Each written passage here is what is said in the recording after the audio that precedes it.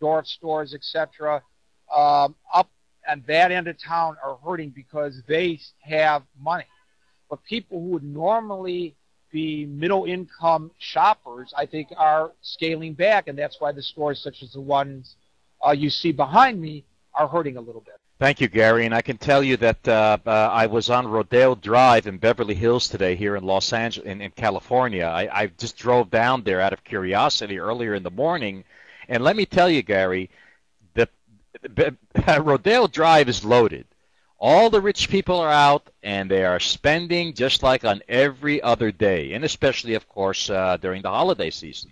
We're speaking with Gary Baumgarten, our correspondent, live from the South Street Seaport, interviewing shoppers about how they're adjusting their holiday gift-giving because of the economic downturn. Let's go to our next caller, who once again is Anna from the United Kingdom. Anna, welcome to Paltalk Unplugged, live from the South Street Seaport. Thanks again, Boaz.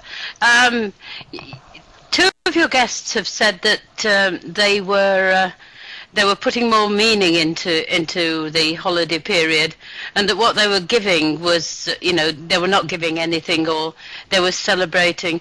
Do you feel that this economic downturn will in fact bring people back to the true meaning of what Christmas or Hanukkah is, and not bring this commercialism that seems to have crept into things? Do you think this is a change, as well as sort of being affected by the economics, that it's a change in mindset? Actually, I don't think it really has anything to do with the holidays, but I do believe that year-round we're going to see this now. There was a big thing here, Anna, during the summer where people just didn't go on summer vacation. They held their holidays in the backyard. And, oh, my goodness, the family was all together in the backyard picnicking and barbecuing and swimming or tossing horseshoes or a volleyball. And then it extended beyond just them to their neighbors and their neighbors' kids, etc. And so for me, it was kind of a nostalgic look back to when I was growing up, because that's what we did in the neighborhoods that I grew up in as a child. And I think we've lost a lot of this, and I think the economic downturn is causing for the people closest to us to actually, who are physically closest to us, to become maybe closer to us in another sense as well. Indeed, Gary. Gary, and I can feel the economic downfall in my area too. I mean, if I could afford to, I would buy Anna from the United Kingdom a freezer or something like that, something useful in the kitchen to use. But unfortunately, I just don't have the money for it, and we'll just have to wait for next Christmas to see if the economy gets better. Well, I know a place in New Jersey where you can actually buy a used freezer, and it may already have the meat stock, although I don't believe Anna eats meat, so wouldn't help her.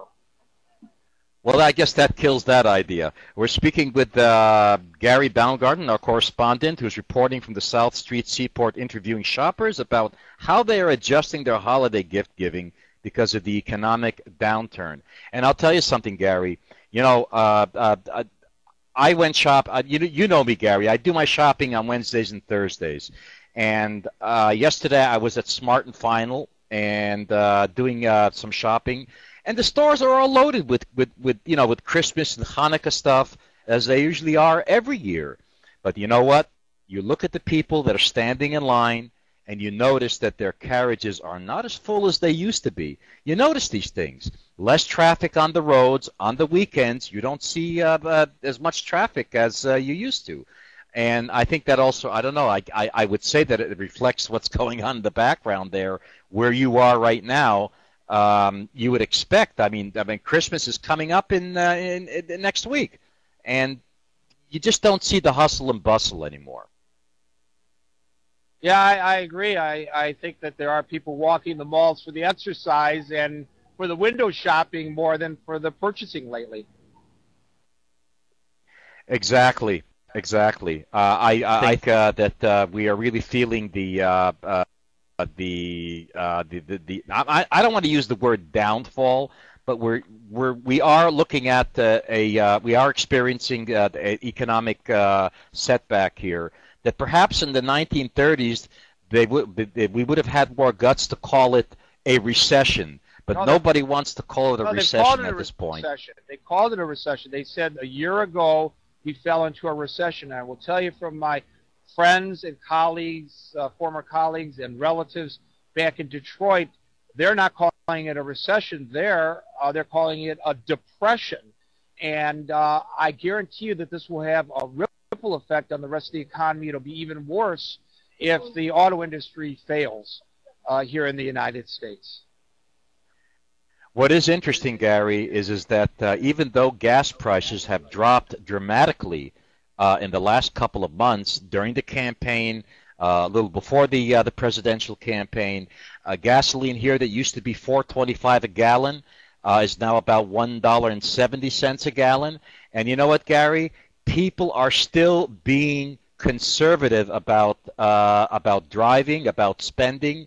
I think this is a real message that the American people are putting out, that they are very concerned, and that they don't buy it that because the gas prices went down that everything is okay. Well, the laissez-faire, people who believe in laissez-faire economics would say leave the economy alone, quit mucking with it, let it self-adjust, and it will. And, the people are speaking. We determine how the economy is going based on our economic power and our spending habits, and the people are just speaking, and you're absolutely right. I bought gasoline today at $1.49, although Boaz is going to start reducing production. You'll see the cost of the fuel go up, but it won't make any difference. In fact, they're only going to be shooting themselves in the foot, I believe, because for the small percentage of us who have loosened up a little bit and started to drive a little bit more, and as you point out, that's not a lot of people, they're going to start backing down. If that price starts inching up again, it'll be fewer people or people driving even fewer miles, and OPEC is really boxing themselves into a corner, I think, as a result of this. It's a big mistake. Absolutely, Gary. Gary, we're just about out of time, so I guess if you want to sum it up and tell us, what your feelings are based upon where you are and the people you interviewed, and we will sum that up. Well, it was very interesting to me. It was kind of a surprise. I thought we would find more people here shopping. So to me, it's kind of a newsworthy item that we see there are not that many people shopping. And the one guest, Lisa, who said that she's not buying, and her friends are not buying, and her relatives are not buying any holiday gifts this year. They're still getting together for fellowship, but they're not purchasing gifts. They all recognize that a gift is not an expression of love. You still love one another. I thought that was very interesting as well. And by the way, on a sort of related note, at 5 o'clock New York time, here in Paltalk Studio A, during News Talk Online, we're going to be talking to a psychic. But this psychic, believe it or not, predicts economic trends. She's called the Wall Street Psychic. Her name is Mary T. Brown. And I think it'll be interesting to see what she has to say about these issues at 5 o'clock New York time today.